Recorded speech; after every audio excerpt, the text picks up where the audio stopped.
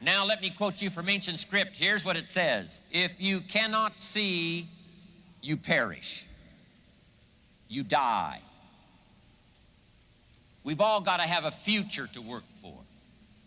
We've all got to have the ability to see something beyond ourselves, something beyond just today, something beyond just this week.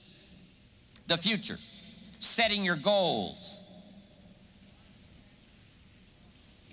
And a lot of people have asked me tips on how do you set goals. Let me just give you a simple little formula on setting goals. Vision of the future. Being able to see beyond today. Here's a little formula for setting goals. Number one, decide what you want. Get together with your wife and decide, what do we want? Get together with your husband and decide, what do we want?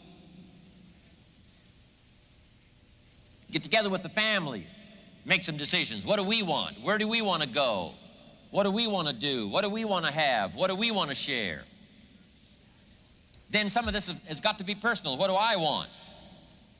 What kind of skills do I want? What kind of income do I want? What kind of future do I see for myself? Not just for my family, but for me as well, because I'm going to have a major part in my family's future. What do I want?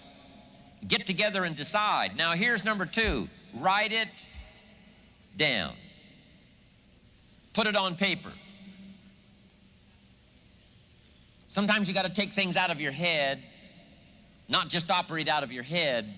You got to take it out of your head and make a list. Make a list. Do the decision-making process and then just simply make a list. Write it down. Now here's number three. Keep the old lists. Keep the old lists of goals. One of the greatest signs of personal development is looking back on those old lists of goals. I look back at a list of goals I made 10 years ago, and I'm telling you, some things on there I'm a little embarrassed. Here's 10 years ago, here's what I thought was so important. Now I'm telling you, it's not that important anymore. I've grown, I've changed, I've matured. And I've got some of my goal lists that go back 20 years, 25 years. Some of those I won't even show anybody. Here's what I thought was so valuable. Now I understand so much better as my priorities have changed. Some of the things that used to be on the top of my list right now, I've learned they're not that important anymore. Other things have taken place on the top of the list. So, number one, decide what you want. Number two, write it down. Number three, keep the old lists. And here's number four, check off. When you do get something that's on your goal list, check it off.